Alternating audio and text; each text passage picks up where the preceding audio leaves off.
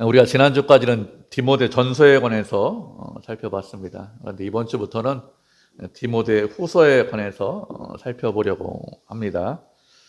디모데 전서, 디모데 후서, 디도서 이렇게 다 목회 서신이고 성경 순서도 디모데 전서, 후서 이렇게 되어 있습니다. 그래서 디모데 전서나 후서나 큰 차이가 없겠지 이렇게 생각할 수 있는데요. 실제로 보면 그렇지 않습니다. 실제로 보면 디모데 전서나 디모데 후서를 쓸 때 바울의 상황이 동일하지 않습니다. 바울의 상황 가운데 큰 변화가 있죠. 바울은 전도 여행을 하다가 붙잡혀서 결국에는 로마 감옥에 가게 됩니다. 로마 감옥에 어떻게 가게 되었는지 사도행전 말씀에 보면 잘 기록되어 있습니다. 바울은 로마 감옥에서 한 2년 정도 감옥 생활을 했는데 죄수로 있었는데 로마 시민권이 있었기 때문에 가택연금을 당하고 있었습니다. 그래서 이 집안에서, 감옥이지만 집안에서 에베소서, 빌립보서, 골로새서 이렇게 빌레몬서 이 옥중 서신을 써서 이 교회에 보냅니다.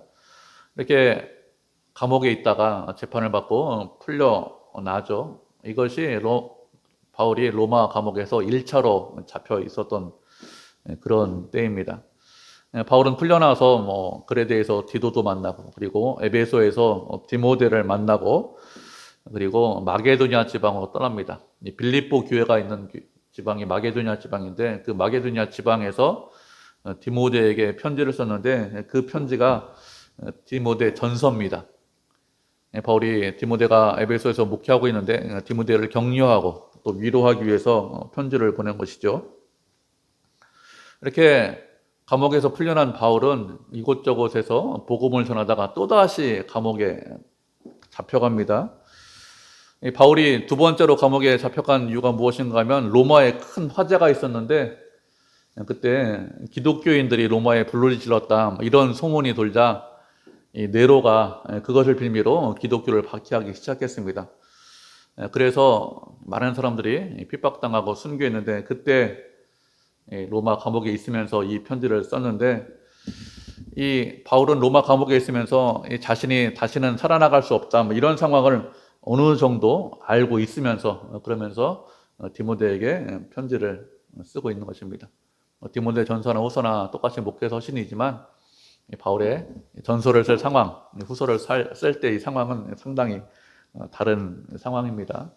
후서를 쓸 때는 로마 감옥에 있으면서 유언이다 이렇게 생각하고서 이제 영적 아들인 디모데에게 편지를 쓰고 있는 것이죠. 1절을 보면 바울이 자기 자신을 소개를 하고 있는데 사도다 이렇게 소개를 하고 있습니다. 디모데 전서에서도 이미 자신을 소개할 때 사도다 이렇게 소개를 하고 있습니다. 그렇기 때문에 후서를 쓸 때는 디모데에게 쓰는 거기 때문에 사도다 이렇게 소개할 필요가 없죠. 그런데 또 다시 소개하면서 사도다 이렇게 소개를 하고 있습니다. 사도라고 소개를 하는 것은 이 편지를 디모데만 읽는 것이 아니라 교회 성도들도 같이 읽을 것이다 이렇게 그것을 알고 있기 때문에 다시 사도라고 소개를 하고 있습니다. 사도라고 했는데 사도는 누가 사도죠? 사도는 부활하신 예수님을 직접 만난 사람들이 사도입니다. 이렇게 사도라고 소개하고 있는데 누구의 사도라고 소개했는가 하면 예수 그리스도의 사도다 이렇게 소개를 하고 있습니다. 예수 그리스도를 증거하고 전하는 사람이라는 뜻이겠죠. 예수 그리스도가 보낸 사람이다 이런 뜻입니다. 이렇게 바울은 예수 그리스도를 증거하고 예수님이 보낸 사도가 되었는데 누구의 뜻으로 사도가 되었는가 하면 아버지 하나님의 뜻대로 사도가 되었다고 했습니다. 스스로 노력하고 열심을 내서 그래서 사도가 된 것이 아닙니다. 하나님께서 뜻을 정하셨기 때문에 사도가 된 것이죠. 예수님께서 부르신 사도들이 있습니다. 베드로를 비롯한 12사도가 있는데 어느 누구도 내가 사도하겠습니다 이렇게 스스로 사도하겠다고 해서 사도된 사람은 없어요. 모두가 예수님께서 부르셔서 그가 사도가 되었습니다. 우리도 비슷하죠. 우리가 사도는 아닙니다. 우리가 그리스도인이 되었습니다. 하나님의 자녀가 되었는데 이렇게 하나님의 자녀가 된 것은 우리가 스스로 하나님의 자녀가 되겠습니다. 하나님 저를 자녀 삼아 주십시오. 이렇게 해서 자녀가 된 사람은 아무도 없습니다. 주님께서 불러주셨기 때문에 자녀가 된 것이죠. 주님께서 부르시지 않았으면 자녀가 되지 못했을 것인데 부르셔서 자녀가 된 것입니다. 바울도 마찬가지죠. 사도로 부르셔서 사도가 되었다고 했습니다. 바울은 자신이 누구인지 또 무엇을 해야 되는 사람인지 이렇게 죽기 직전에도 명확하게 알고 있습니다. 우리도 우리 자신에 대해서 내가 누구인지 명확하게 알고 있어야 됩니다. 세상 사람들이 우리를 부를 때, 세상 사람들이 주변 사람들을 부를 때 무엇라고 부릅니까? 그 사람의 어떤 지위나 직책을 가지고 부릅니다. 뭐 사장님, 선생님, 뭐 과장님, 뭐 이렇게 지위나 직책을 가지고 부르는 경우가 많죠. 그러면 하나님께서 우리를 부르실 때는 누구라고, 무엇이라고 부를까요? 하나님께서 우리를 부를 때는 그리스도인이다 이렇게 부르십니다. 그리스도의 사람이고 그리스도를 드러내고 그리스도를 높여야 되는 사람이다 이런 뜻이죠. 우리는 그리스도인이라는 것을 잊지 않으셔야 됩니다. 그래야 흔들리지 않습니다. 내가 누구인지 알지 못하면 믿음으로 살지 못하죠. 우리가 누구인지 알고 내가 무엇을 해야 되는지 어떻게 살아야 되는지 명확하게 알고 있는 사람은 흔들리지 않습니다. 세상이 바뀌고 환경이 변해도 우리가 누구인지 알고 있으면 그러면 흔들리지 않아요. 그런데 우리가 누구인지 모르면 우리의 고향이 어디인지 모르면 그러면 흔들릴 수밖에 없죠. 바울은 죽기 직전이거든요. 그러면서도 뭐라고 합니까? 사도라고 고백하고 있습니다. 내가 무엇을 해야 되는 사람인지 또 앞으로 살아있는 동안 누구를 위해서 무엇을 위해서 어떻게 살아야 되는지 명확하게 알고 있는 것이죠. 우리도 우리 자신에 대해서 명확하게 알고 있으면 우리의 삶이 흔들리지 않죠. 내가 누구인지 모르기 때문에 흔들리는 것입니다. 이렇게 바울이 사도인데 그리스도 안에서 생명의 약속대로 사도가 되었다고 했습니다. 생명의 약속대로 사도가 되었다 이렇게 말씀하고 있는데 생명의 약속이라는 것은 생명의 약속을 받고 사도가 되었다. 아니면 생명의 약속을 전하는 사도가 되었다. 이런 의미가 있습니다. 어떤 의미로 이해를 하든지 둘 중에 생명을 주시는 분이 예수님이다라는 것을 우리가 알 수 있습니다. 그리고 바울은 생명을 전하는 그런 사도로 통로로 사용을 하고 있죠. 생명은 그리스도 예수 안에만 있습니다. 예수님께서 길이고 진리고 생명이시죠. 다른 어느 곳에도 생명이 없습니다. 사람들이 움직입니다. 돌아다닙니다. 그래서 나 살아있다 이렇게 생각하죠. 그런데 그렇잖아요. 움직이고 돌아다니면 살아있는 사람이 아닙니다. 그건 단순히 움직이는 것뿐입니다. 살아있는 것, 생명 있는 것, 어떤 사람이냐? 영적으로 살아있는 사람, 그 사람이 생명이 있는 것이죠. 영혼이 살아있지 않으면 생명이 없습니다. 우리가 살아있기 위해서는 언제나 그리스도 예수 안에 있어야 됩니다. 그렇지 않으면 살아있지 못하죠. 바울을 부르신 이유가 무엇이냐? 그리스도 예수 안에 있게, 사람들을 있게 하기 위해서 부르신 것이죠. 우리도 그리스도인으로 부르심을 받았습니다. 그렇게 부르신 이유가 무엇이죠? 생명을 전하라고, 복음을 전하라고, 그리스도 안에 있게 하라고 우리를 부르신 것입니다. 그리스도 안에 있으면 누구든지 새로운 피조물이라고 말씀하셨습니다. 새로운 피조물이 되기 위해서는, 새로운 생명을 얻기 위해서는 누구든지 그리스도 안에 있어야 새로운 피조물이지 그리스도 밖에 있으면서 새로운 피조물이 될 수 없습니다. 복음을 듣고 그리스도를 믿어야 그리스도 안에 있을 수 있습니다. 다른 방법으로는 그리스도 안에 있을 수 없죠. 그렇기 때문에 우리는 생명을 전하는 그리스도를 전하는 그리스도인이 되어야 합니다. 그리스도를 전하는 것, 생명을 전하는 것이 가장 큰 복을 전하는 것이죠. 이렇게 자신은 하나님의 뜻대로 복음을 전하는 사도가 되었는데 디모데에게 편지를 보내고 있습니다. 편지를 받는 디모데를 누구라고 했는가 하면 사랑하는 아들이다 이렇게 말씀을 하고 있습니다. 사랑하는 아들이다, 이것은 영적인 아들이다 이런 뜻이겠죠. 디모데에 대해서 스승과 제자다 이렇게 생각하는 것이 아니라 그 이상으로 아버지와 아들로 이렇게 생각을 하고 있는 것이죠. 아들이다 이렇게 말하는 것은 그리스도의 복음을 계승할 자다 이런 의미가 있습니다. 아들이다 이렇게 말하는 것은 내가 그만큼 사랑한다 이렇게 말을 하기 때문에 아들이다 이렇게 이야기를 하는 것이죠. 이렇게 아들이라고 하면서 그 아들을 축복하는데 은혜와 긍휼과 평강이 있기를 축복하고 있습니다. 은혜라는 것은 뭐죠? 은혜라는 것은 받을 만한 자격이 없는데도 불구하고 좋은 것, 아름다운 것, 복을 받는 것, 그것이 은혜입니다. 하나님께서 우리를 구원해 주셨습니다. 우리에게 기쁨을 주시고 온갖 좋은 것들을 주셨습니다. 우리가 받을 만한 자격이 있기 때문에, 그렇게 훌륭하기 때문에, 그래서 우리를 구원시키고 우리에게 복을 주신 것이 아니라 받을 자격이 없음에도 불구하고 우리에게 구원시켜 주시고 우리를 구원시켜 주시고 우리에게 복을 주셨습니다. 긍휼이라는 것은 무엇이냐? 긍휼이라는 것은 불쌍히 여기는 것입니다. 우리가 아무것도 아니고 또 우리가 부족한데도 주님께서 불쌍히 여겨 주셔서 구원해 주셨습니다. 구원받은 이후에도 우리가 잘 살지 못하죠. 늘 넘어지고 실수하고 믿음에서 멀어지지만 끝까지 책임지시고 끝까지 사랑하시고 끝까지 위하시는 이유가 무엇이냐? 우리를 불쌍히 여기셨기 때문에 그렇습니다. 불쌍히 여기지 않았으면 그러면 우리는 버림받았을 것인데 불쌍히 여겼기 때문에 우리를 끝까지 사랑하시는 것이죠. 이렇게 주님께 은혜를 받고 불쌍히 여김을 받은 사람은 사람들에게 찾아오는 것이 무엇이냐? 결국에는 평강이 찾아옵니다. 주 안에 있는 사람, 생명을 가진 사람은 평안함이 있습니다. 이 평안은 세상이 주는 평안과 다르죠. 세상이 줄 수 없는 그런 평안입니다. 세상이 줄 수 없기 때문에 세상이 빼앗아갈 수 없습니다. 세상이 알지 못합니다. 그런 평안을 하나님께서 우리에게 주십니다. 이렇게 은혜와 긍휼과 평안의 복이 있기를 기원하는데 이 은혜와 긍휼과 평안의 복이 누구로부터 온다고 말씀하고 있죠?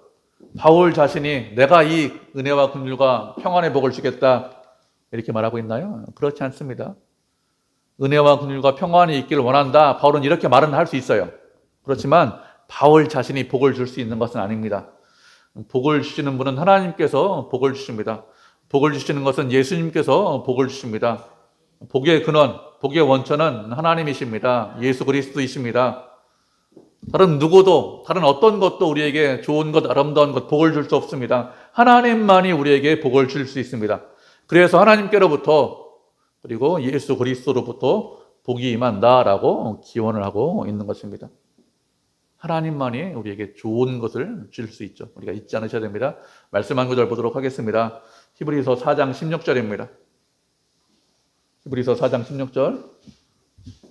신약성경 356페이지.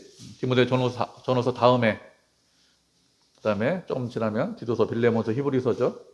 히브리서 4장 16절. 신약성경 356페이지. 한 자리니까 우리 한 목소리를 가르치겠습니다. 히브리서 4장 16절 찾으셨죠? 시작. 그러므로 우리는 긍휼하심을 받고 때를 따라 돕는 은혜를 얻기 위하여 은혜의 보좌 앞에 담대히 나아갈 것이니라. 아멘. 우리는 긍휼하심을 받고 때를 따라 돕는 은혜를 얻기 위해서 은혜의 보좌 앞에 담대히 나가다 이렇게 말씀을 하고 있습니다. 주님께서 불쌍히 여기셔야 우리가 은혜를 받을 수 있습니다. 주님께서 불쌍히 여기셔야 은혜를 주시는데 그 은혜를 어떻게 주시냐? 때를 따라서 은혜를 주신다고 했습니다. 때를 따라서 은혜를 주시고 때를 따라 돕는다는 것은 우리의 처지에 맞게, 우리의 처한 상황에 맞게 은혜를 주신다는 거예요. 우리가 고난 중에 있습니다. 어려운 중에 있습니다. 그러면 고난과 어려움을 이길 수 있는 그런 은혜를 주십니다. 우리가 기쁨과 즐거움 가운데 있습니다. 그러면 그 기쁨과 즐거움에 맞는 그런 은혜를 주십니다. 그런 은혜를 받기 위해서 은혜의 보좌에 담대히 나아가라 이렇게 권면을 하고 있죠. 하나님의 보좌는 어떤 보좌라고요? 은혜의 보좌입니다. 당신의 백성들에게, 당신의 자녀들에게 은혜 주시기를 기뻐하십니다. 즐거워하십니다. 그런 은혜의 보좌인데 그런 보좌에 담대히 나가야 그래야 우리가 은혜 받을 수 있죠. 주님을 가까이 하는 것, 그것이 복이라고 했습니다. 가까이 하시면, 보좌 앞에 담대히 나아가시면 은혜로, 풍성한 복으로, 넘치는 복으로 채워주시기 때문에 우리가 늘 가까이 주님을 해야 되겠죠. 그렇게 주님을 가까이 해서 복을 받고 은혜를 받는 것, 그것이 지혜로운 것입니다. 이렇게 인사를 한 바울은 편지의 본론에 들어가서 3절을 보면 바울이 밤낮으로 간구하고 쉬지 않고 너를 생각한다 이렇게 고백을 하고 있습니다. 바울이 감옥에 있으면서 기도하고 있습니다. 누구를 위해서 기도하고 있느냐? 영적 아들인 디모데를 위해서 기도하고 있어요. 바울이 지금 감옥에 갇혀 있습니다. 감옥에 갇혀 있기 때문에 어떤 일이 일어날지, 자신이 곧 죽을지 아니면 죽지 않을지 정확하게 알지 못하고 있지만 이런 어려운 상황인데, 힘든 상황인데, 그런데 어떻게 하고 있습니까? 기도하고 있습니다. 그것도 누구를 위해서 기도하고 있습니까? 자기 자신을 위해서 주님 제가 좀 풀려났으면 좋겠습니다. 이렇게 기도하는 것이 아니라 아들을 위해서 기도를 하고 있습니다. 2절을 보면 아들을 디모데를 사랑한다 이렇게 고백을 하고 있습니다. 그런데 어떻게 하는 것이 사랑하는 것이죠? 이렇게 밤낮으로 기도하고 생각하는 것, 그것이 사랑하는 것입니다. 사랑한다 이렇게 말을 하는데 그 사람을 위해서 기도하지 않아요. 그러면 사랑하는 것일까요? 그렇지 않겠죠. 그 사람을 생각하고 그 사람을 위해서 기도하는 것, 그것이 사랑하는 것입니다. 사랑하면 반드시 기도하게 되어 있습니다. 부모가 그죠? 자식을 사랑하죠. 그래서 자식을 위해서 기도합니다. 부모는 인생 경험이 꽤 많아요. 그렇기 때문에 자녀들이 인생의 고난과 어려움을 만났을 때 그때 스스로 이기는 것이 아니라 하나님의 은혜가 있어야 이겨야 된다.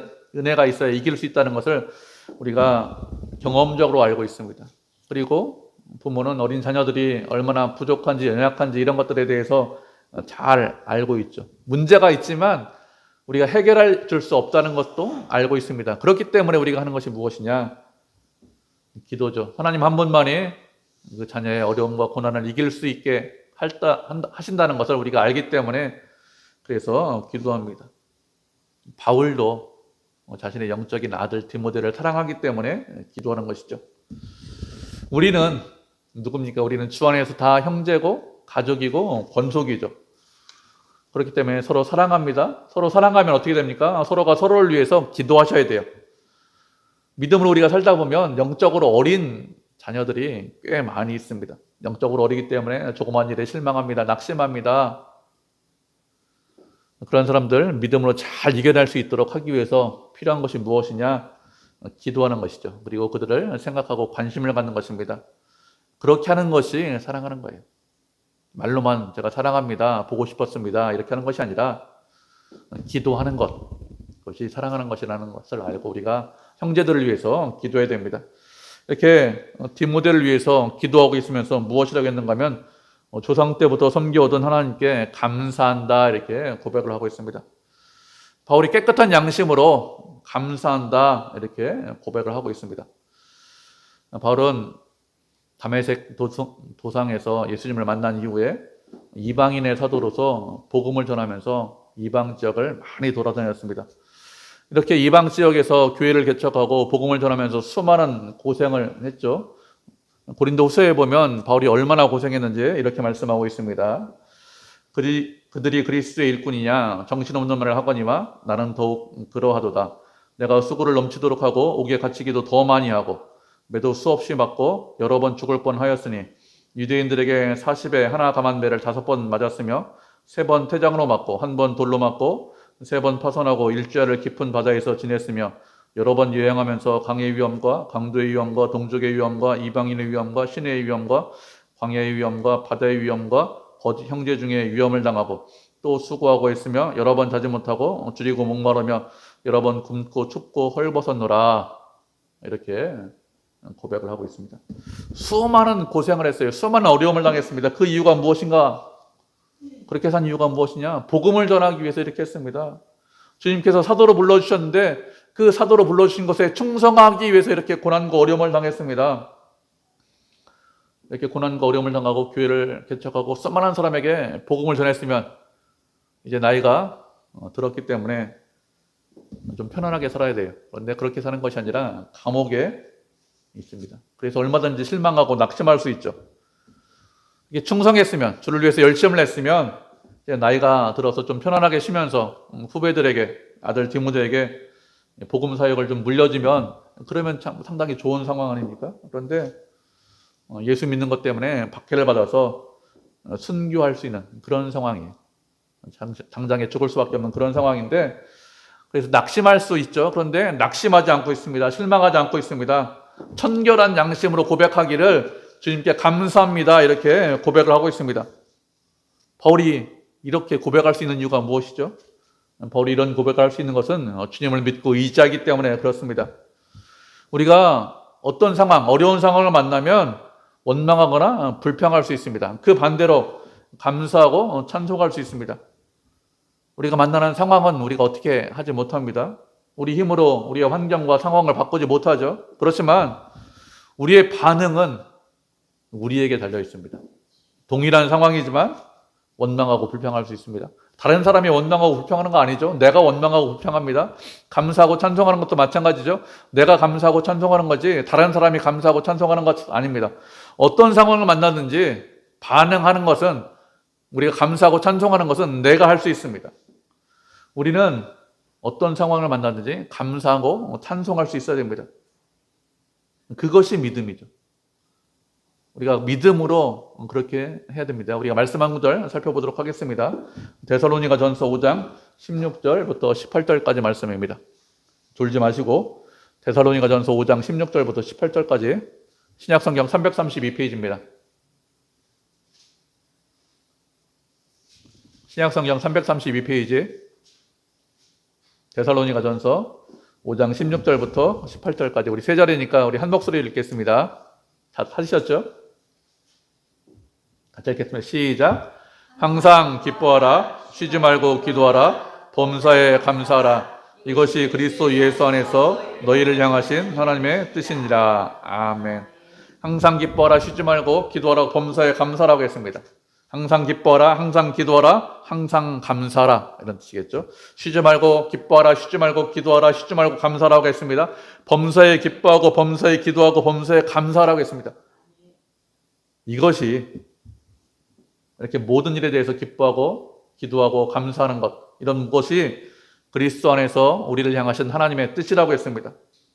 하나님의 뜻이라는 것은 우리를 이렇게 인도하신다는 거예요. 우리가 어떤 상황에 처하든지 기쁨과 감사와 기도가 넘치게 하겠다, 이렇게 말씀을 하시는 것입니다. 우리 눈에 보기에는 고난입니다. 우리 눈에 보기에는 슬픔이고 어려움입니다. 그렇지만 그렇지 않다는 거예요. 우리가 하나님의 뜻을 다 이해하지 못하고 다 알지 못하기 때문에, 그리고 내 원대로 이루어지는 것이 아니기 때문에 고난처럼 어려움처럼 슬픔처럼 보이지만 그렇지 않다는 거예요. 하나님께서는 우리를 기쁨과 즐거움 가운데로 인도하기를 원합니다. 우리에게 소망을 주고 우리에게 희망을 주고 미래를 주는 것이 하나님의 뜻이지, 우리를 어려움 가운데 살게 하시는 것이 하나님의 뜻이 아닙니다. 바울도 알고 있어요. 자신이 순교당할 것을 어느 정도는 알고 있습니다. 그렇게 순교당하는 거 다 이해하지 못하겠죠. 하나님께서 왜 그렇게 자신을 인도하는지 다 이해하지 못하지만 그 안에 하나님의 기쁘신 뜻이, 선하신 뜻이 있다는 것을 믿고 있습니다. 그래서 감사하고 있는 것이죠. 우리도 어떤 상황에 처하든지 하나님의 기쁘신 뜻이, 하나님의 선하신 뜻이 있다는 것을 알고 감사해야 됩니다. 감사하는 것, 찬송하는 것, 그것이 우리의 믿음의 척도죠. 감사를 많이 하면 많이 할수록 믿음이 큰 사람입니다. 어떤 상황에서 상황이든지 감사하면 그 사람이 큰 믿음을 가진 사람이죠. 이렇게 감사한 바울은 내 눈물을 생각하여 너 보기를 원한다, 이렇게 말씀하고 있습니다. 바울은 디모데의 눈물에 관해서 생각한다고 했습니다. 바울과 디모데가 헤어진 것은 바울이 두 번째로 감옥에 가기 전에 헤어졌겠죠. 언제 어떻게 헤어졌는지 그것에 대한 기록은 정확하게 없습니다. 그때 헤어질 때 디모데가 눈물을 많이 흘린 것 같아요. 나이가 많은 영적인 아버지, 정말 자신의 멘토, 스승을 넘어서 아버지인데 남은 여생, 나이가 많았는데 그래도 복음을 전하기 위해서 내가 계속 전도하겠다, 이런 것을 보면서 디모데가 눈물을 많이 흘린 것 같습니다. 자신과 같이 에베소에 있으면서 자신이 목회하는데 좀 도움을 주고 멘토 역할을 하면서 함께 있으면 바울도 좀 편하잖아요. 그리고 디모데도 목회를 잘할 수 있습니다. 그러면 둘 다 어렵지 않은데, 그런데 바울은 그렇게 하지 않았어요. 복음을 전하기 위해서 에베소를 떠나고 디모데를 떠나고 있습니다. 그렇게 떠나면서 언제 만날지 모르는 그런 상황이기 때문에 그런 영적인 아버지를 보면서 디모데가 눈물을 많이 흘리고 있는 것이죠. 이렇게 디모데가 자신을 사랑하는 것을 알고 있기 때문에 바울은 디모데의 보기를 원한다, 이렇게 고백을 하고 있습니다. 디모데의 보기를 원하는 것은 자신의 기쁨이 가득하게 하기 위해서 디모데 보기를 원한다, 이렇게 말씀하고 있죠. 바울은 지금 어디에 있느냐? 로마 감옥에 있습니다.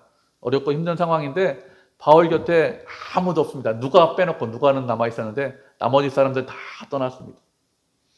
그래서 이제 디모데를 오라고 해서 디모데를 보면서 위로도 받고 또 디모데를 격려하고 목회를 어떻게 되는지 하나님과의 관계를 어떻게 되는지 뭐 이런 것들에 대해서 알려주기 위해서 디모데의 보기를 원한다 이렇게 말씀을 하고 있는 것이죠.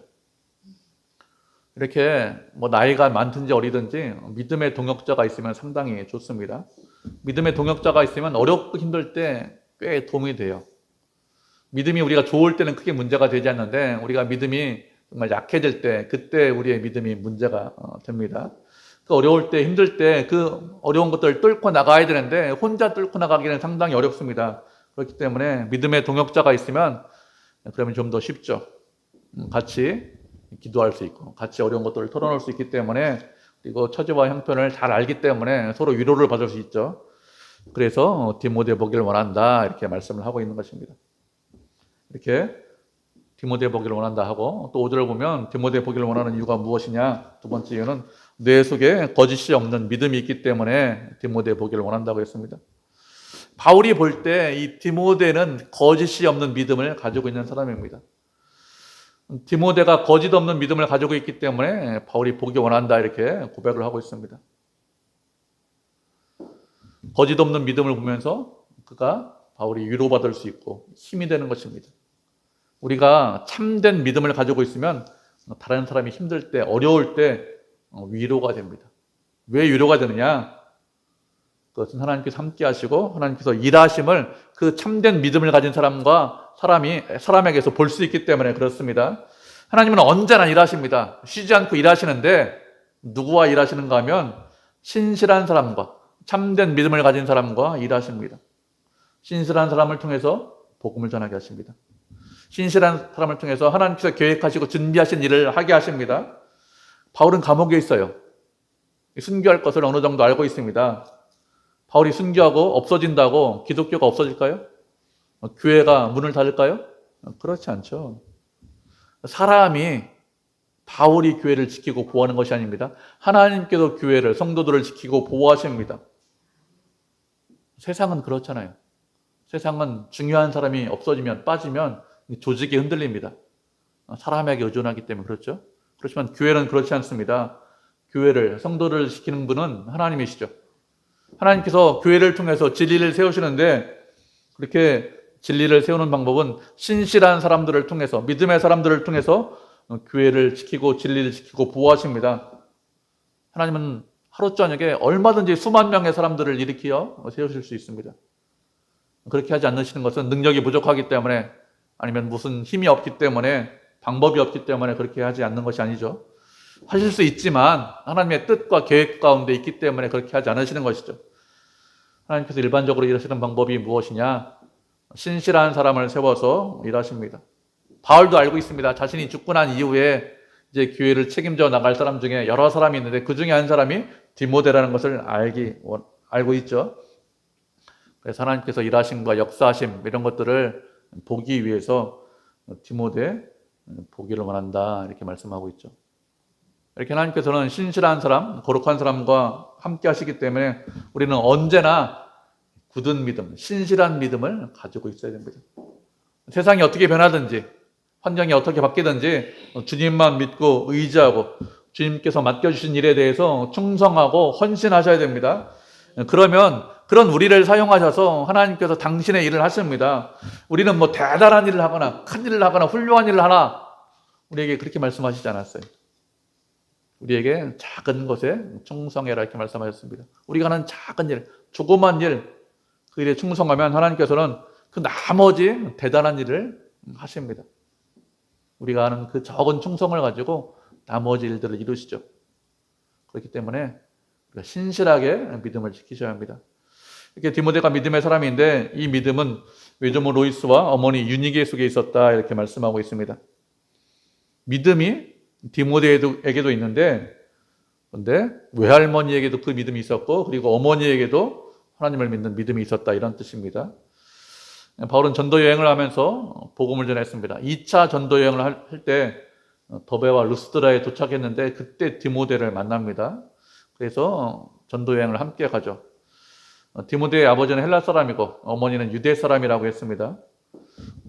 어머니가 유대인이기 때문에 이미 하나님을 알고 있어요. 그런데 복음을 듣고 예수님을 믿게 되었습니다. 이렇게 예수님을 믿게 되었는데 디모데만 예수님을 믿은 것이 아니라 가족이 다 예수님을 믿은 것 같습니다. 그래서 어머니 그리고 외할머니도 예수님을 믿었죠. 이들이 유대인입니다. 어머니가. 그래서 할머니도 유대인이겠죠. 그래서 하나님에 대해서 알고 있는데 복음을 듣고 그리스도가 하나님이라는 것을 알고 그리스도를 신실하게 믿은 것 같습니다.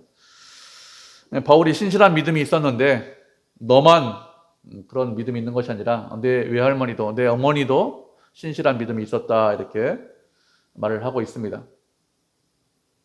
이런 말을 하는 것은 우리의 믿음이 단순히 말로만 전해지는 것이 아니기 때문에 이런 말을 하는 것이죠. 믿음은 들음에서 납니다. 그렇기 때문에 복음을 계속해서 들으면, 우리가 말씀을 계속해서 들으면 그 믿음이 자라고 성장할 수 있습니다. 믿음이 자라고 성장하는 것에 가장 중요한 것이 무엇이냐? 말씀을 듣는 거예요. 복음을 듣는 것입니다. 마치 콩나물에 물 붓는 것하고 비슷합니다. 콩나물에 물 부으면 물이 다 밑으로 빠집니다. 그래서 아무것도 남지 않는 것처럼 보이지만 시간이 지나면 콩나물이 점점 자랍니다. 복음을 듣는 것, 말씀을 듣는 것도 마찬가지입니다. 우리가 말씀을 듣고 잊어버리는 경우가 많죠. 남는 것이 아무것도 없다 이렇게 생각할 수 있지만 그렇지 않습니다. 계속해서 말씀을 들으면 그러면 시간이 지나면 믿음이 자라고 성장합니다. 믿음을 성장시키는 가장 좋은 방법이 무엇이냐? 그것은 하나님의 말씀을 꾸준히 듣는 것이죠. 그런데 믿음을 성장시키는 또 다른 좋은 방법이 무엇이냐? 우리가 말씀을 들은 대로 사는 것입니다. 디모데가 신실한 믿음을 가지고 있다 이렇게 말을 하면서 외할머니도 어머니도 신실한 사람이다 이렇게 말하는 이유가 무엇이냐? 그 가정이 신실하게 예수님을 믿었기 때문에 그래서 이런 믿음이 있다는 것이죠. 그가 어릴 때부터 신실한 어머니, 신실한 외할머니 이런 밑에서 신실함, 하나님께 신실하게 믿는 것을 봐왔기 때문에 그래서 디모데도 하나님을 믿는 그런 믿음이 있다는 것입니다. 우리가 말로 복음을 전해야 됩니다. 그렇게 말로 복음을 전한 이후에 어떻게 될까요? 그 이후에는 삶으로도 복음을 전해야 됩니다. 우리가 말씀을 들었으면 그 들은 말씀을 내 삶에 적용하셔야 됩니다. 그래야 내 믿음이 성장합니다. 그리고 우리 주변에 있는 사람들의 믿음도 동일하게 성장합니다. 믿음이 자라고 성장하는 것은 복음을 듣고 그리고 그 말씀대로 살아야 그래야 믿음이 성장하죠. 우리가 바르게 살면 주의 뜻대로 순종하면 주변 사람들에게 영향을 미치게 되어 있습니다. 그렇기 때문에 우리가 들은 말씀대로 그대로 살아셔야 합니다. 그렇게 사는 것이 우리의 믿음이 자라고 성장하는 방법이고 주변 사람들에게 영향을 미치는 방법이죠. 바울은 죽기 직전에 로마 감옥에 있으면서 영적인 아들 디모데에게 유언과 같은 그런 편지를 쓰고 있습니다. 이런 편지를 쓰는 이유가 무엇일까요? 디모데를 사랑하기 때문에. 그래서 더 큰 믿음의 사람으로 만들려고, 더 큰 믿음의 사람으로 만들어서 하나님을 더욱더 사랑하고 하나님을 더욱더 가까이 하는 그의 믿음이 자라고 성장해서 하나님을 가까이 하는 사람으로 만들기 위해서 그래서 이런 편지를 쓰고 있는 것입니다. 하나님께서 우리에게 원하시는 것이 무엇일까요? 우리도 우리의 믿음이 자라고 성장해서 하나님 보시기에 합당한 사람이 되는 것이 하나님께서 우리에게 원하시는 것입니다. 우리가 이것을 알고 우리가 말씀을 들었으면 그 말씀에 순종하고 그리고 하나님 보시기에 합당한 사람, 더 큰 믿음의 사람이 되어서 하나님을 사랑하고 하나님과 동행하고 하나님께 영광을 드리는 그런 성도, 그런 교회가 되어야 합니다. 그렇게 되어야 하나님께서 원하는 사람이 되는 것이죠. 그렇게 자라고 성장해서 하나님께 영광 드리는 그런 교회가 되기를 주님의 이름으로 축복을 드립니다.